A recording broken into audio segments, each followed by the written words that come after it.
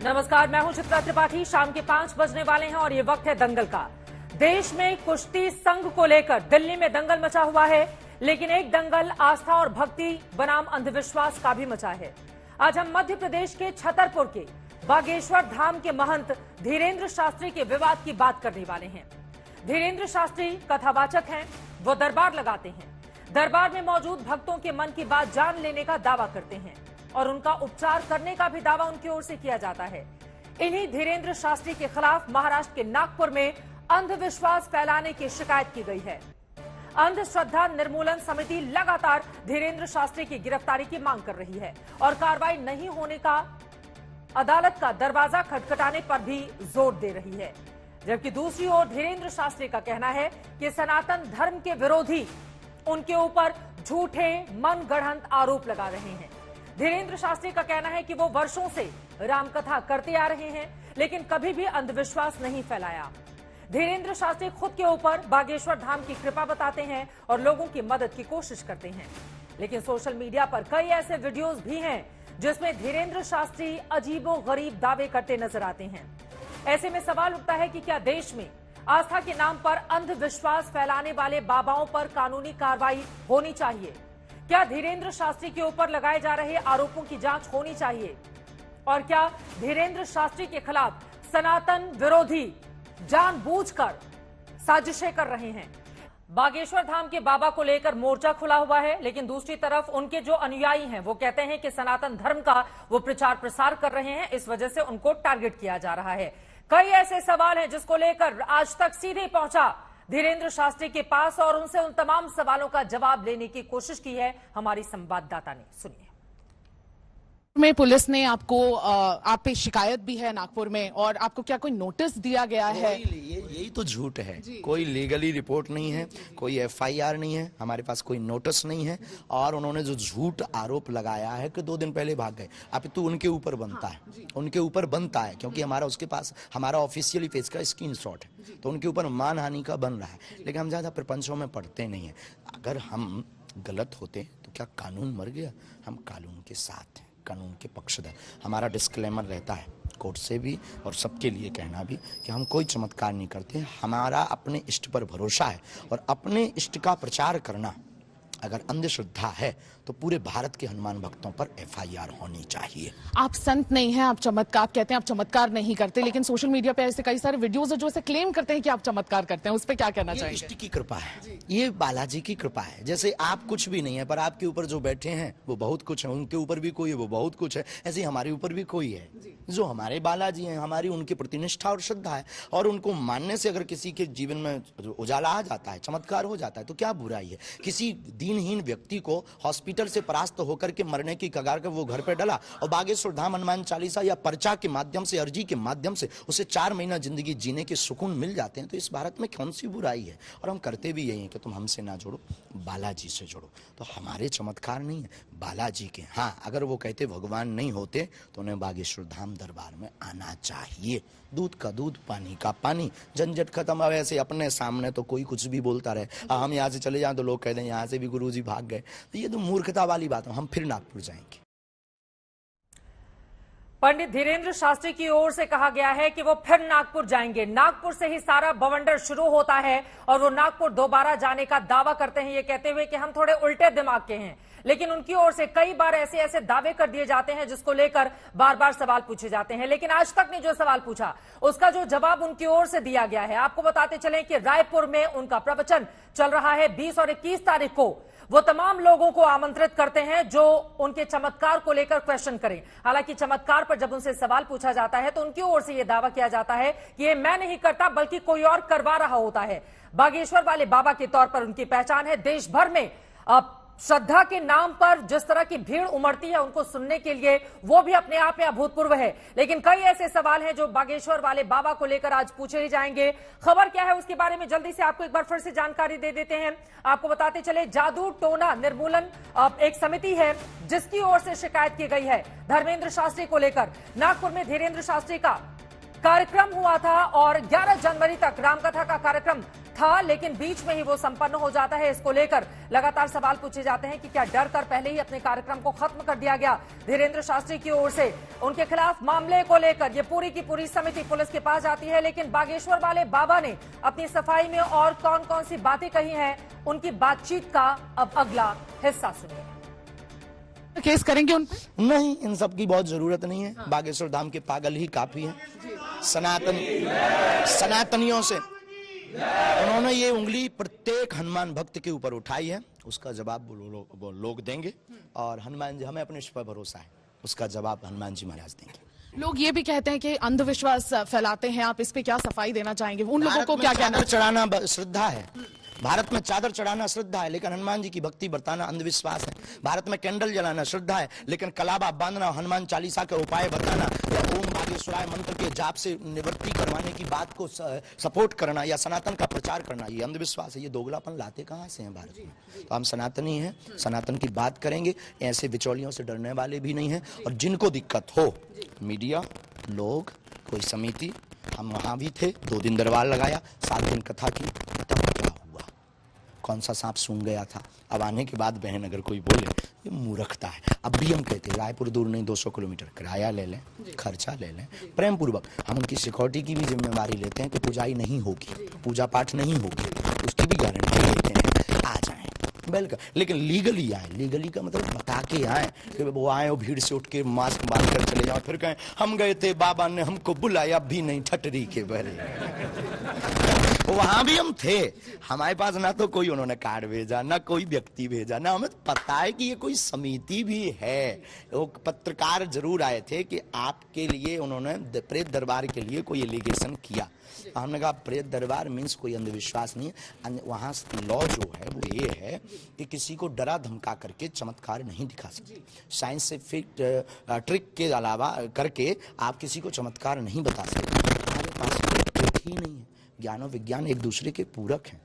दरबार में आके उन्हें अनुभव लेना चाहिए। हम आपसे भी कहेंगे, आप यहीं कहेंगे कब लगना? कल दरबार लगना, कल आओ बहन अनुभव। सब पत्रकारों से कहेंगे आप लोग आओ, ऑब्जर्व करो, सामने जरूर बैठना, और हम आपके सामने, सबके सामने, मीडिया के सामने कोशिश करेंगे अपने बालाजी से प्रार्थना करके कि जो हमारे पास है वो ये है।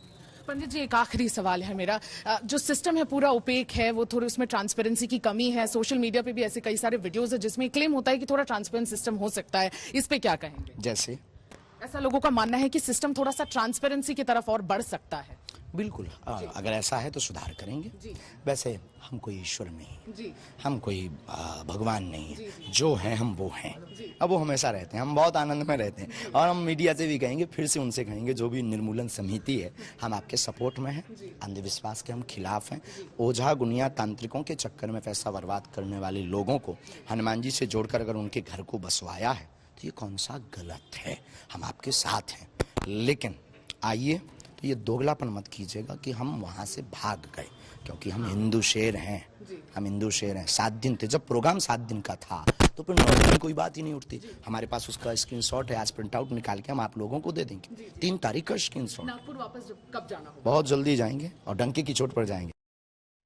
अपने इष्ट का प्रचार करना अंधश्रद्धा कैसे हो गया, ये सवाल भी खड़े करते हैं पंडित धीरेन्द्र शास्त्री, और चुटीले अंदाज में अपने विरोधियों को जवाब देने की कोशिश भी करते हैं। इसी पर बातचीत करेंगे। 2 बेहद खास मेहमान इस वक्त हमारे साथ जुड़े हुए हैं। साध्वी सोनिया दीदी जी, आप धर्मगुरु हैं, हमारे साथ मौजूद हैं, और पंडित राजकुमार शास्त्री जी, आप ज्योतिषाचार्य हमारे साथ जुड़ चुके हैं। राजकुमार शास्त्री जी, शुरुआत आपसे ही करते हुए, अंधविश्वास फैलाने का काम कर रहे हैं पंडित धीरेन्द्र शास्त्री, उनके ऊपर इस तरह के बेहद गंभीर आरोप लगे हैं कि भगवान के नाम पर लोगों के भीतर भ्रम पैदा करने की कोशिश की जा रही है। देखिए चित्रा बहन, बात यह है कि सनातन धर्म को नष्ट करने के लिए अनेकों प्रकार की शक्तियां लगी हुई हैं, जो सच्चाई को, किसी को अंधविश्वास कह करके किसी को बदनाम करने का प्रयत्न करती हैं। मोबाइल आप अपना दूर रख लेंगे तो आपका चेहरा साफ दिखाई देगा। अपनी बात को आप आगे बढ़ाइए जी। मैं कह रहा हूं, सनातन धर्म को, सनातन सिद्धियों को, सनातन शक्तियों को, सनातन वैदिक मंत्र की शक्तियों को बदनाम करने के लिए एक इनको डायलॉग मिल गया कि ये अंधविश्वास है, जबकि इनको सनातन धर्म की शक्तियों के बारे में कुछ ज्ञान ही नहीं है। ये सिद्धियों को जानते नहीं है, इनको हनुमान जी की शक्ति का पता नहीं, इनको सन्यासी बाबा की शक्ति का पता नहीं है। और जिस दिन इनको सन्यासी बाबा की शक्ति का पता लग जाएगा उस दिन सब बोलना बंद हो जाएंगे। हनुमान जी इनकी बोलती अपने आप बंद कर देंगे, सन्यासी बाबा अपने आप इनकी बोलती बंद कर देंगे। ज्योतिषाचार्य जी, राजकुमार शास्त्री जी, वो रावण से फोन पर बातचीत करने का दावा करते हैं। ऐसा संभव हो सकता है क्या? इसी वजह से पूछा जाएगा ना कि लाखों जिसके आस्थावान इस तरह के लोग हों जो उनको सुनने के लिए जाते हों, उनको पूजनीय मानते हों, उनके सामने वो क्या कहते हैं? वो कहते हैं रावण से मैंने फोन पर बातचीत की है और रावण से बुंदेलखंडी में बातचीत की है। ऐसा संभव है क्या राजकुमार शास्त्री जी? तो सनातन धर्म को मानने वाले एक दूसरे तबके की ओर से भी पूछा जाएगा ना। चित्रा जी देखिए, भारतीय अध्यात्म है, अध्यात्म शक्ति के बल पर हमारे भारतीय ऋषि मुनि चंद्रलोक और सूर्यलोक तक पहुंचे हैं, स्वर्गलोक तक पहुंचे, इसी शरीर पहुंचे हैं। तो वो क्या बात करते हैं रावण से? में वो बात करते हैं रावण से। यदि कोई दिव्य शक्ति के जन्म हुआ, उनको हनुमान जी की कृपा से क्या संभव नहीं है? इनको पूजा पाठ की शक्ति के नास्तिक लोग हैं। इन नास्तिक लोगों के बारे में बातों में पढ़ करके यदि आप समाज को बरगलाते हैं, ये सनातन धर्म को फेल करना चाहते हैं। थोड़ी सी व्यवहारिक बात भी तो करेंगे ना राजकुमार शास्त्री जी, हम थोड़ी सी व्यवहारिक बात भी करेंगे। बागेश्वर धाम के देखिए, इससे कोई इनकार नहीं कर सकता है कि उनके चाहने वालों की एक बहुत लंबी तादाद है। उनको सुनने के लिए भी भारी तादाद में लाखों लाखों लोग जाकर उनको गौर से सुनते हैं और हर गुजरते दिन के साथ उनके फॉलोअर की संख्या भी बढ़ रही है। इससे कोई इनकार नहीं कर सकता है। लेकिन जिस तरह की बातें उनकी ओर से कई बार कही जाती हैं, उसको लेकर पलटकर सवाल पूछा जाता है, क्या इससे सनातन धर्म बदनाम नहीं होगा कि हाँ मैंने फोन पर रावण से बातचीत कर ली और रावण ने भी बुंदेलखंडी में मुझसे बातचीत कर ली? कौन भरोसा करेगा सर इस पर? चित्रा जी देखिए, बात यह है कि जो दिव्य शक्तियां हैं उसमें कुछ भी असंभव नहीं है।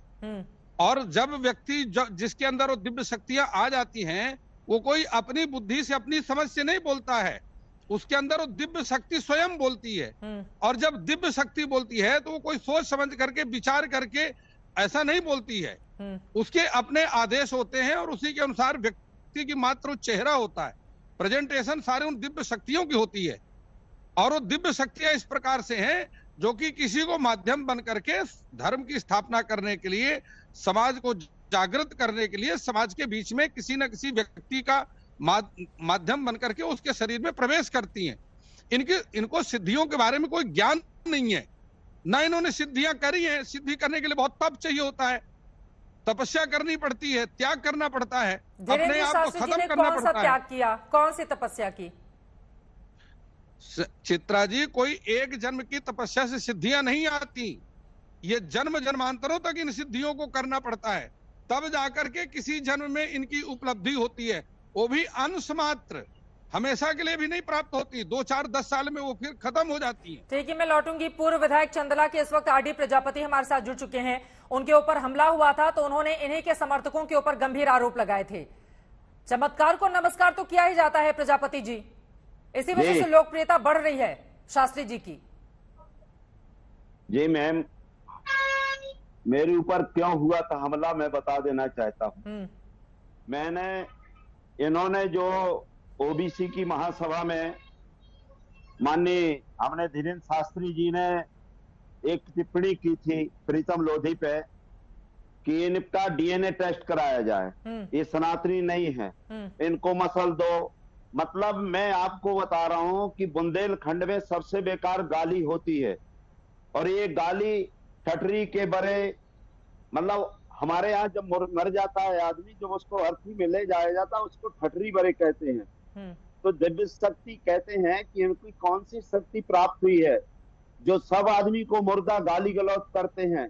मतलब आपके जो पीठ से गाली देना, शब्दों का प्रयोग करना, किसी बहन बेटियों को गाली देना, शब्दों का कि उनका डीएनए टेस्ट कराए, तो डीएनए टेस्ट आप उनको मसल दो, कुचल दो, आप उनके मतलब जो भी गंदी से गंदी चीजें वो करते हैं। और मैंने उनका एक चीज ये कहा कि भाई भूत पोंगड़ा क्यों खिलाते हो, सनातन कोई ये, लेकिन आप ही के सरकार के कार्यकाल में ये फले फूले भी तो हैं। जिस तरह से उनके लोगों की तादाद है, हम तस्वीरों में देख रहे हैं, लाखों की तादाद में लोग सुनने के लिए आते हैं 27 साल के धीरेन्द्र शास्त्री को।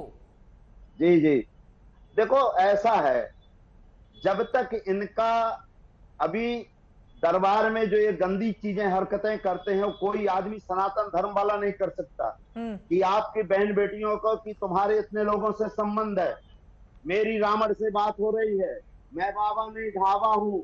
मतलब जितनी खराब, मतलब जो सनातन की तो एक ही भाषा नहीं है। बाप मतारी को गाली देना, सभी के पुरखों को गाली देना, तुम्हारे इन लोगों से संबंध है। ये कौन सा सनातन धर्म है? ये कौन सी शक्तिपीठ है? कौन सा ऐसा सनातन धर्म है कि इनको कुचल दो, मार दो? अरे भैया, धर्म तो सबका होता, भगवान सबके हैं जी। क्या एक ही आदमी का ठेका है क्या कि इनको कोई प्रमाण पत्र मिला है या इनको कोई सर्टिफिकेट मिला है? तो इस तरह की बातें जब एक बाबा की ओर से की जाएंगी तो इसको लेकर सवाल पूछे जाएंगे। सीधे आपके पास आते हुए स्वामी अवधेशापुरी जी महाराज, आपकी भी रावण से बात हुई है क्या कभी? हेलो जी महाराज जी बोलिए। जी हाँ, देखिए इस प्रकार की बातें कम से कम वर्तमान समय में शोभा नहीं देती।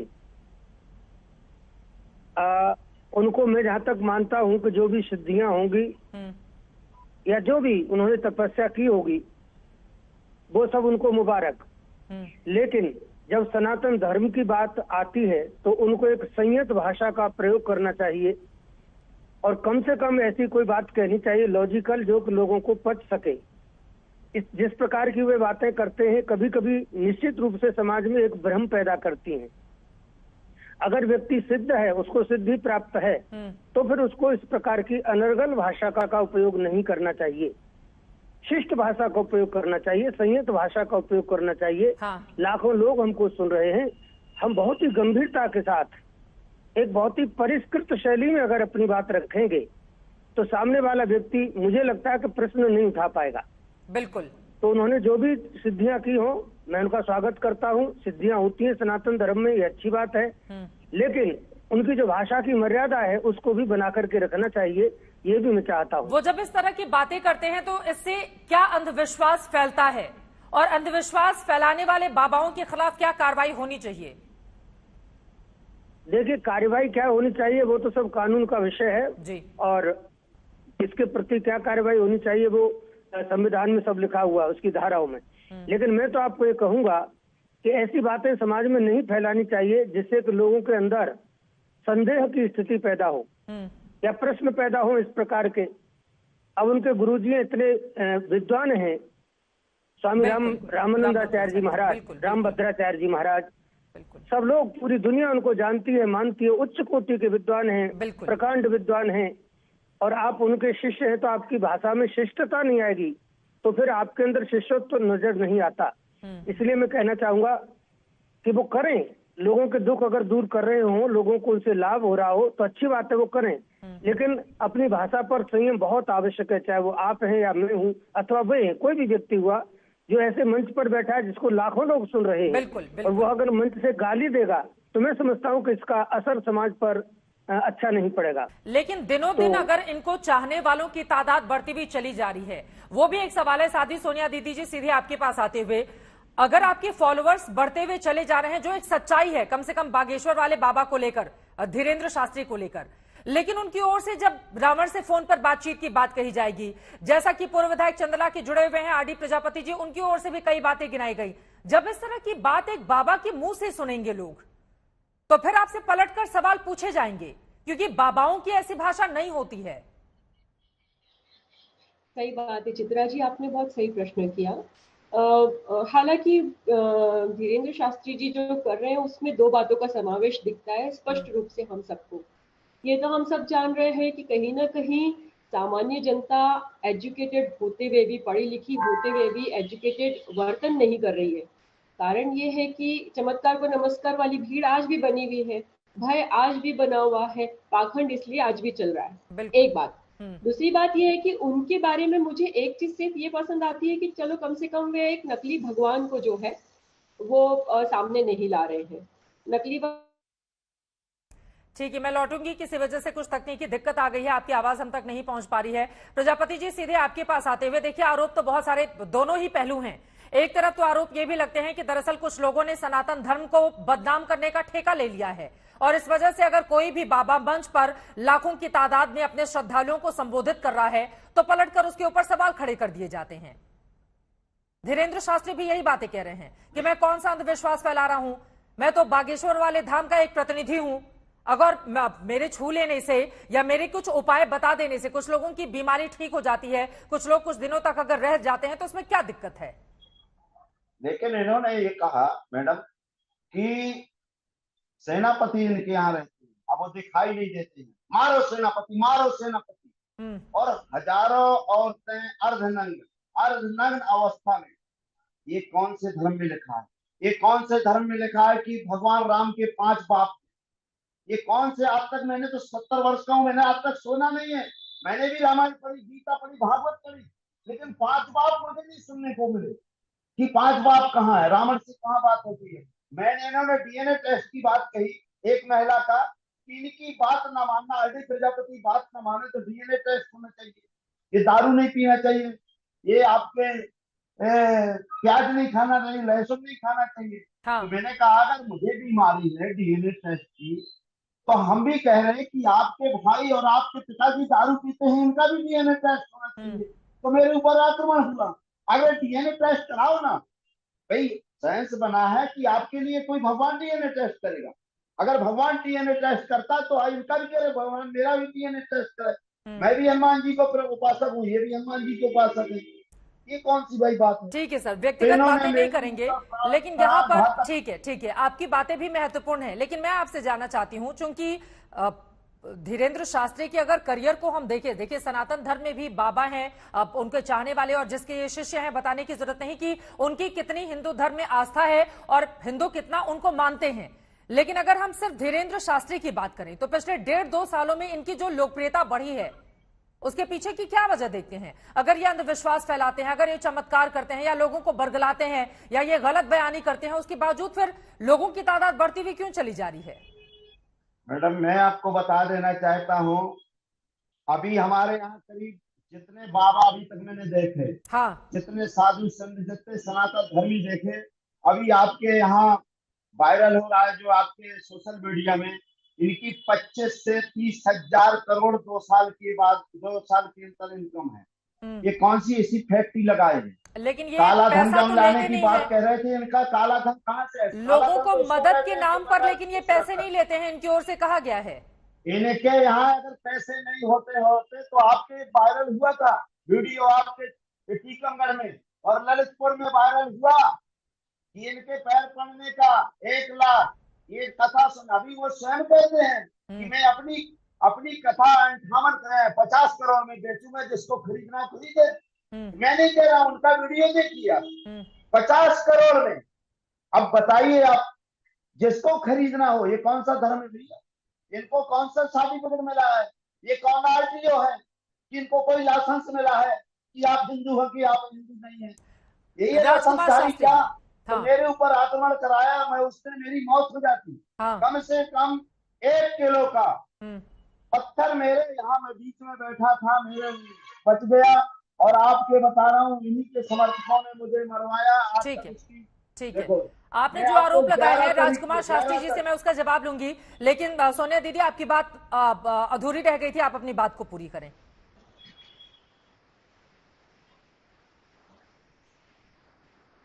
आपको मेरी आवाज मिल रही है? साथी सोनिया दीदी जी, आपको मेरी आवाज मिल रही है क्या? देखिए, उन तक आवाज नहीं जा रही है। राजकुमार शास्त्री जी, देखिए, एक तरफ आस्था है, दूसरी तरफ अंधविश्वास है और जादू टोना है। तो जब रावण से बात की जाएगी, लोगों को लेकर इस तरह की टिप्पणी की जाएगी, जिसको यकीनन जो सनातन समाज का बड़ा वर्ग है वो स्वीकार करने को तैयार नहीं होगा, तो पलटकर सवाल पूछा जाएगा ना कि सनातन धर्म का प्रचार प्रसार किया जा रहा है या उसको बदनाम ज्यादा किया जा रहा है। आपकी आवाज नहीं आ रही है, अनम्यूट कर लें खुद को स्क्रीन पर।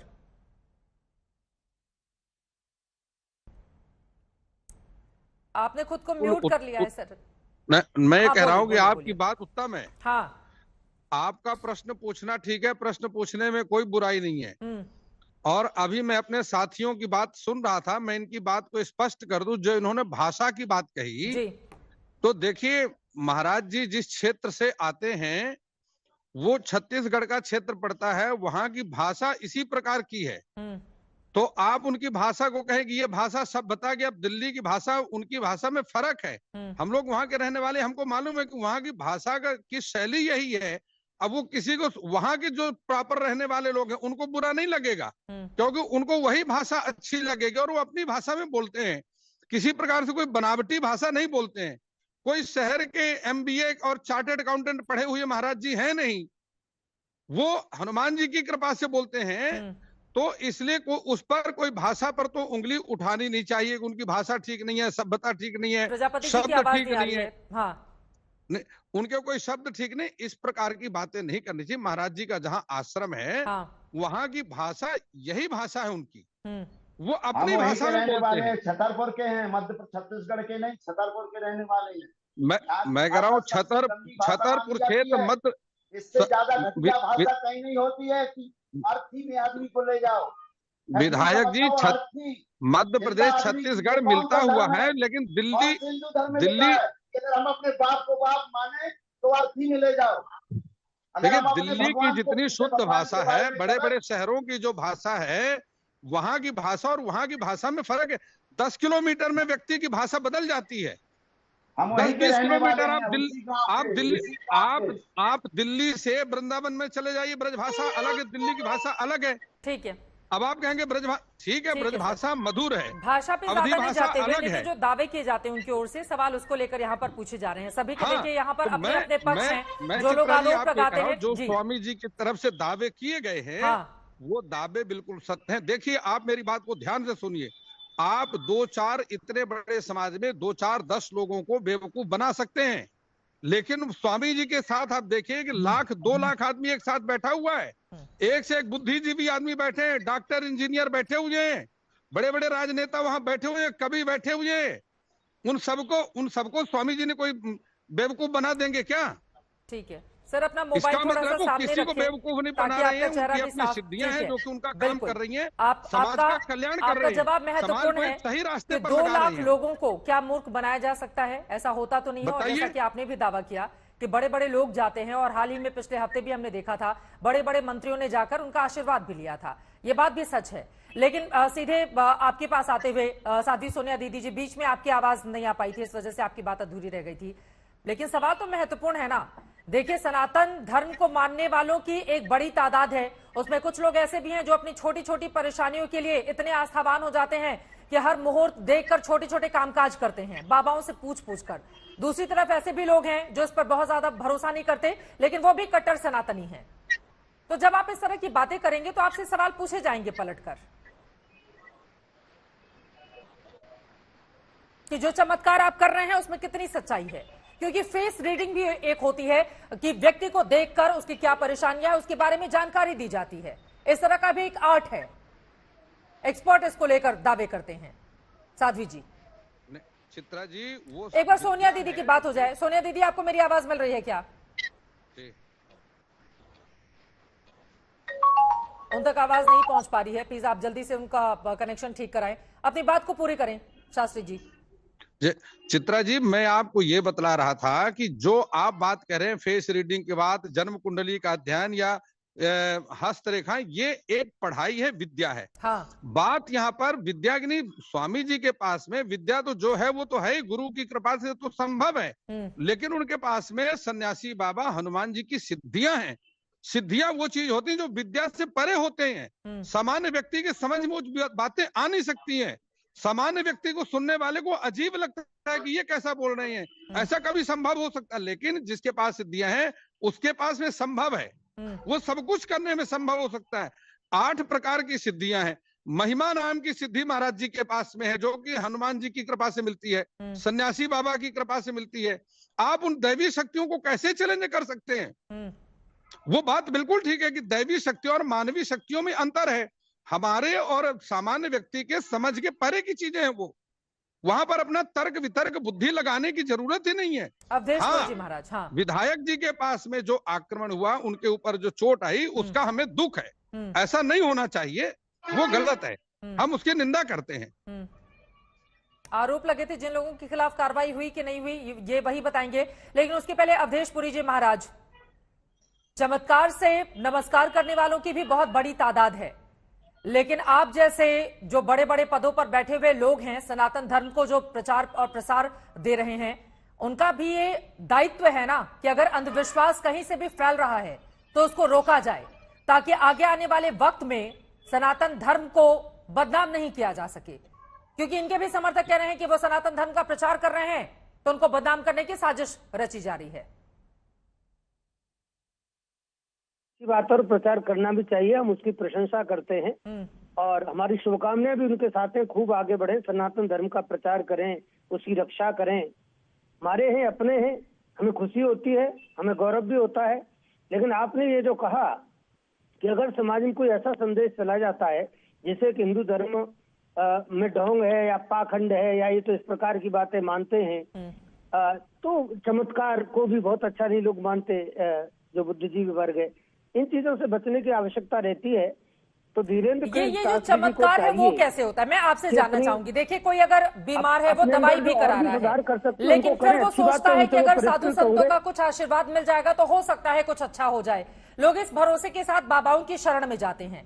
तो मैं इसके बारे में, क्या एक विश्वास होता है जो लोगों को दूसरी आध्यात्मिक शक्ति देता है, इस वजह से उनके शरीर में बदलाव होता है और हो सकता है बहुत सारी परेशानियां उनकी खत्म भी हो जाती हूं? क्योंकि विश्वास में भी एक शक्ति होती है, जिसको आप बाबा से जोड़ लीजिए या खुद की इच्छा शक्ति से जोड़ लीजिए, ये अलग और अलहदा हो सकता है।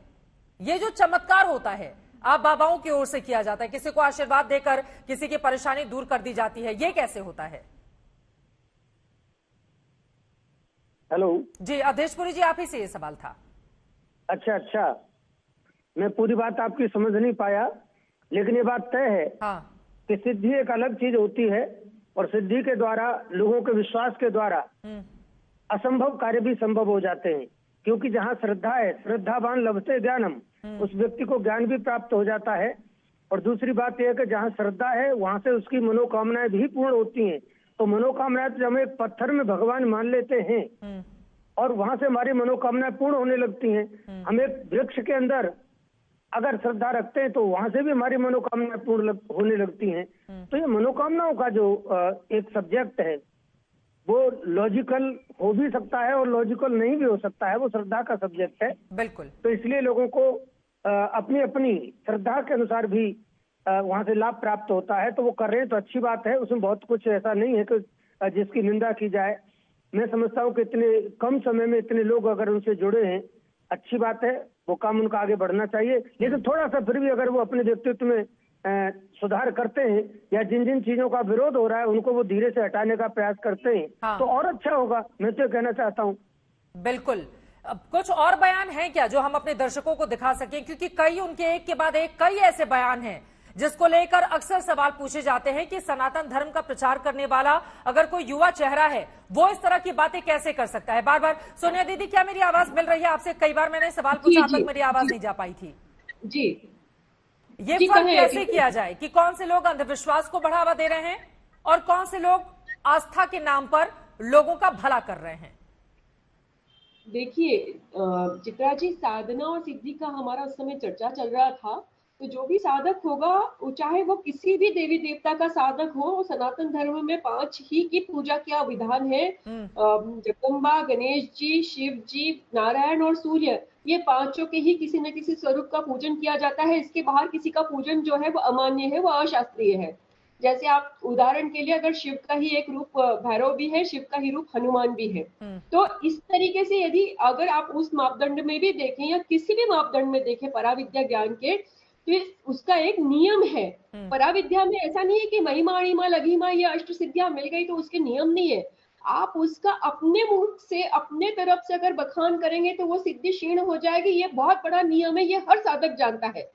इसका मतलब ये है कि यदि हमें भगवान ने कृपा करी है, जैसा कि धीरेन्द्र शास्त्री जी के व्यक्तित्व में और उनकी जो फॉलोवरशिप बनी उसमें हम देख सकते हैं, और उनको जो पीठ मिला है हनुमान जी का, उसके हिसाब से हम देख सकते हैं। तो मेरा ऐसा सोचना है कि उस कृपा का वे सदुपयोग थोड़ा सा धैर्य और संतुलन के साथ करें तो सनातन धर्म का प्रचार और प्रसार और जो उनकी अच्छे ध्येय हैं वो अच्छे उजागर होंगे। बिल्कुल। बेस्ट पार्ट ये है उनका कि वो हनुमान जी के साधक है, हनुमान जी के जो वो आधार को लेकर प्रचार प्रसार कर रहे हैं। लेकिन कहीं ना कहीं उनकी भाषा से हमें ऐसा लगता है कि वे आजकल के समाज के प्रभाव में बात कर रहे हैं। तो समाज के प्रभाव और अभाव को छोड़ के वे सिर्फ अपने भगवान की जो साधना और सिद्धि है उसके नियमों के अनुसार यदि वे कार्य करेंगे तो ये जितने भी प्रश्न चिन्ह हो रहे हैं वे समाप्त हो जाएंगे, क्योंकि इसी तरीके के प्रश्न चिन्ह समाज में कुरीतियों को और अंधविश्वास को भी पैदा करते हैं। बिल्कुल। क्योंकि जो भी व्यक्ति पीठ पर आ रहा है या गद्दी पर आ रहा है या व्यासपीठ पर से कथा कर रहा है, उसे इस बिल्कुल। चीज का ध्यान रखना चाहिए कि उस गद्दी की गरिमा क्या है। ये मैं किस बहुत भाषा बड़ी बात आपकी ओर से कही गई है। बहुत शुक्रिया आप चारों मेहमानों का हमारे साथ इस चर्चा में शामिल होने के लिए। अंधविश्वास फैलाने वाले बाबाओं पर क्या कानूनी कार्रवाई होनी चाहिए, ये सवाल हमने पूछा था। आपके जो जवाब मिले हैं, सिर्फ 11% लोगों का जवाब नहीं में है, जबकि 89% लोगों ने कहा है कि हाँ, अंधविश्वास फैलाने वाले बाबाओं पर कार्रवाई होनी चाहिए। इसी बात को लेकर आप दंगल देख रहे थे। एक छोटे से ब्रेक के लिए हम रुकेंगे। खबरें आज तक पर लगातार जारी हैं, आप देखते रहिए आज तक। आज तक HD, सबसे तेज सबसे ज्यादा।